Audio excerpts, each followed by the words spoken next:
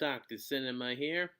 If you've seen the new trailer for Star Wars Episode 9, The Rise of Skywalker, then you know that they've just confirmed that somehow Emperor Palpatine is gonna come back for the final installment of the Skywalker saga. With such a reveal like this, plus the so not Darth Vader in The Force Awakens when we see like a half melted slash destroyed Darth Vader mask that Kylo Ren just keeps around. I think it's time we take a look at the two most iconic and popular villains of the Star Wars franchise and put them up against each other. Now this is a basically a face-off, but with two characters and 3 rounds. So it's gonna be shorter, it's a little bit different. So let's do this. Round 1. Origin slash background. For Darth Vader, it's simple. He starts off as Anakin Skywalker. He was born to just a mom with seemingly no father, being a miraculous birth through the Force. And he was taken in by Qui-Gon Jinn slash Obi-Wan Kenobi. And he was trained in the ways of the Jedi, helped out in the Clone Wars, but afterwards he fell to the temptation of the dark side through Senator Palpatine at the time, who would then quickly become Emperor Palpatine. And in a battle with Obi-Wan Kenobi, his body got severely damaged, limbs cut off, badly burned. He assumed his Darth Vader look and mantle, and he helped Emperor Palpatine spread the Empire across the galaxy. And that's basically his origin story. Now, I said a seemingly miraculous birth through the Force, but there is something from the expanded part of the Star Wars lore that I have to put in for Emperor Palpatine's story. And it's that Emperor Palpatine was the one that manipulated the Force to miraculously give birth to Anakin Skywalker. That's why Anakin Skywalker has a father, not in the traditional sense, but in still a very real sense, and that's Emperor Palpatine. I probably shouldn't be including stuff from like the comics and such in this face-off, but with such a fact that directly impacts what we see in the movies, we have to include in this one. So Anakin Skywalker slash Darth Vader was created by Palpatine in a sense, from a certain point of view, from the only realistic point of view is what I'm saying. Anyway, Emperor Palpatine's origin and backstory. We don't know that much, but thanks to a little scene from Episode 3, we know that he was the apprentice to the Sith Lord Darth Plagueis, the Wise, a member of the Sith that was so powerful that he could create life, which is where Emperor Palpatine learned that ability.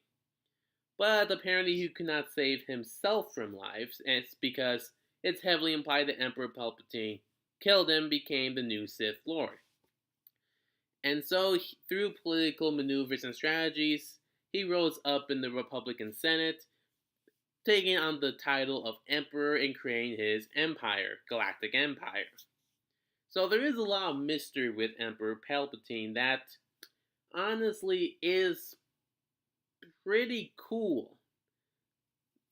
But there is something annoying about actually knowing some stuff about Anakin Skywalker's backstory that makes him a little bit more fleshed out in a certain sense, even if the initial execution of it doesn't really seem to, pull it off all that well.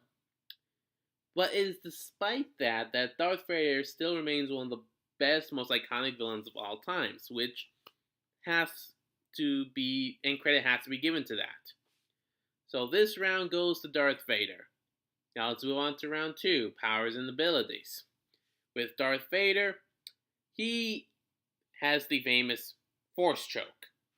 And he has many other powers of the Force, such as being able to push back, pull forward, all that good stuff. And he is a master of the lightsaber dueling. And he's a skilled pilot as well. And he has some strategic thinking as well. Emperor Palpatine also has very good strategic thinking as a master manipulator. And like I said, he created Anakin Skywalker using the Force and has Force lightning. That's pretty badass.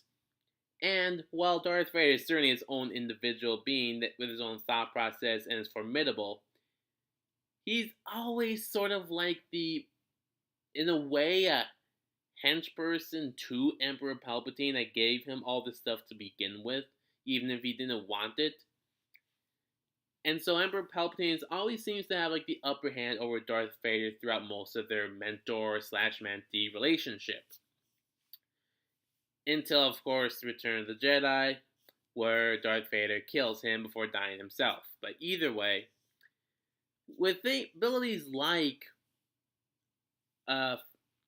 Force Lightning, being able to create life, and apparently coming back either as a dark spirit or maybe in some other physical manifestation, as The Rise of Skywalker implies, plus his really masterful manipulation to actually get Darth Vader to the place that he has been occupying for most of his life, that's pretty impressive. So this round goes to Emperor Palpatine. Now let's move on to round 3, Legacy. Darth Vader became iconic from the first scene where he walks into the hallway of the Rebel ship in A New Hope. He commands the screen and has an intimidating presence. Emperor Palpatine officially wasn't introduced until Episode 6, Return of the Jedi. But if you have the digitally remastered versions, then you do know that they edited in a hologram appearance in Empire Strikes Back. But the first official appearance was in Episode 6, giving him a lot of mystery and also a very intimidating presence as well.